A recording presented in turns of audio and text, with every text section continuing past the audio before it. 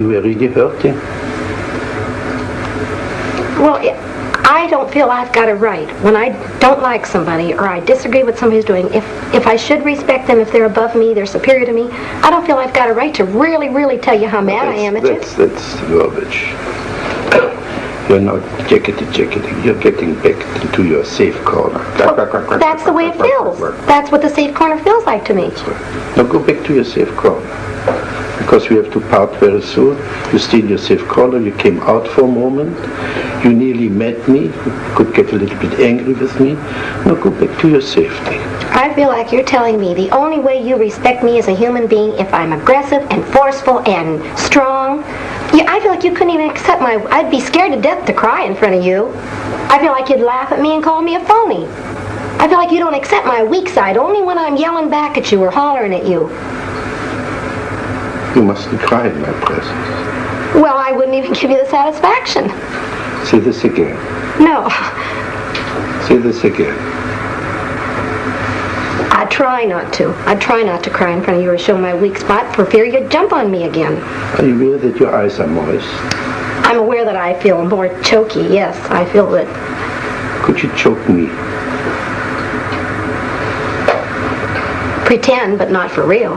Why not for real? Well, because I don't hate you that much. Well, you want to choke my tears back. You want me to choke you so you wouldn't cry? If I'd like to choke you, it would be to make you cry. I'd like to see you weak. I'd like to see you hurt and vulnerable. What would this do for you? Make me feel like I have more of a right to be hurt and you wouldn't jump on me so quick. Would you jump on me if I would cry? No. Mm-mm. But I would jump on you if you would cry. You're sure of this? No, I'm not sure of it. Uh-huh. What would you like me to do if you were to cry? You're smiling something off. Well, because I got two feelings. I was going to say I want you to love me and hug me, but then I thought, no, I don't want to. What's your objection? I'd be scared to be too close to you. Now we're getting somewhere. First you want to be close to me. Now you're afraid to be too close to me. Here's what I'm saying, but... That's right. Now we got the two poles of your existence. But they're two different feelings. Close, I mean emotionally, but not physically. Yeah.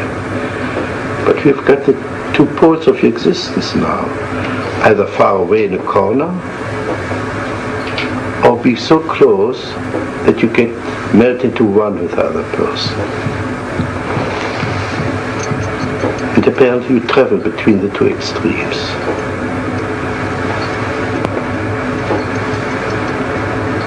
I do.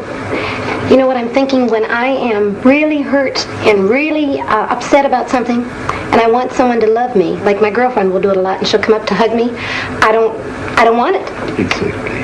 See? That's what I'm talking about. You cannot sustain contact. Okay, this is garbage. What are you afraid if you were too close to your girlfriend, if you let her hug you? The only thing I'm aware of is, like when I perspire, it embarrasses me that she'd feel how wet I am, and that she'd hold my body up close, and I don't know. Are you aware of your facial expression, the kind of disgust? Yes. Yes, I am. Do this more, please. Again. It's icky. Again. It's just icky. I can just feel what it is. I don't like it. Can you say this to me, Fritz? You're icky.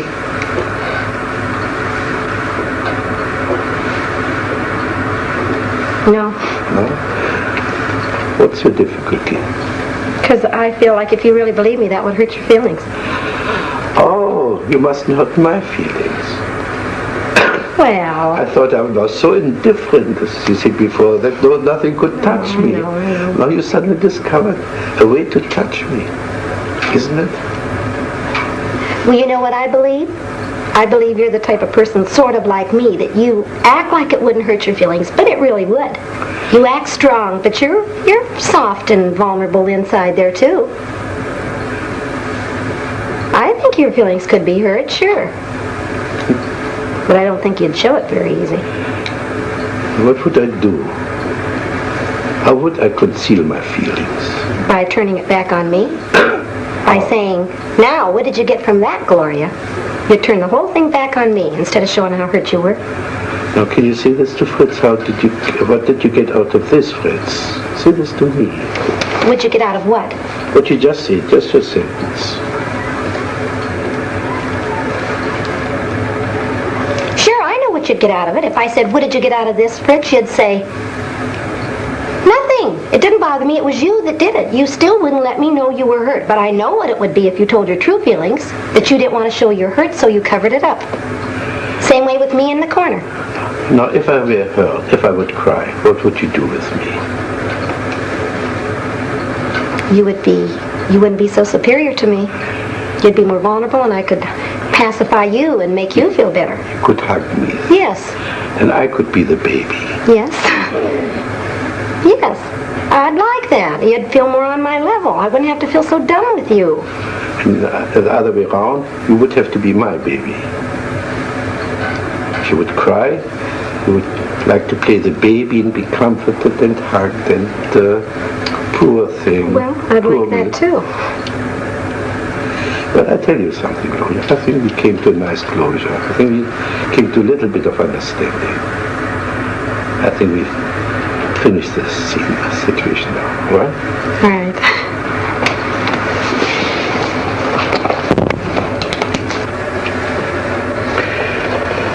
The demonstration was, in my opinion, quite successful and consistent with my theoretical outlook. The avoidance of the genuine encounter manifested itself in three ways. The patient was first taking control by putting on a smiling, sophisticated, phony mask of oscillating between a pretense of being frightened and yet at the same time having me figured out, thus being or believing to be fully in control of the situation. Secondly, she was withdrawing by fantasizing of hiding in a corner. Thirdly, she was blocking the real encounter of melting through crying, which then would have been the real emotional meaning of this meeting. The patient was capable of identifying herself with several fantasies she had projected onto me. This was especially evident with regard to her initial denial for a need to be respected. The need for environmental support started to come out besides her need to get respected. It was verbalized in a wish to be cared for, rescued from the corner, and so on. I broke off the session when the first tears began to appear. She began to play the role of the lonely child and apparently wanted to be hugged and comforted.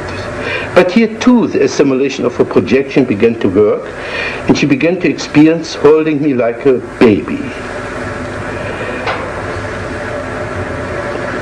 Apart from assisting her and assimilating her in some projections, the main therapeutic factor was to show her the inconsistency of her verbal and non-verbal behavior. For instance, saying that she was frightened and smiling at the same time. A frightened person does not smile. Where I feared was in the direction of her embarrassment. This embarrassment was protected by her brazenness and anger.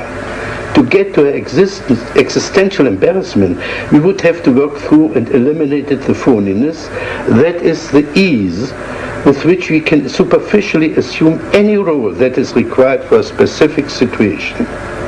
This pseudo-adaptation is her way of coping with life. This is about what I got out of this session.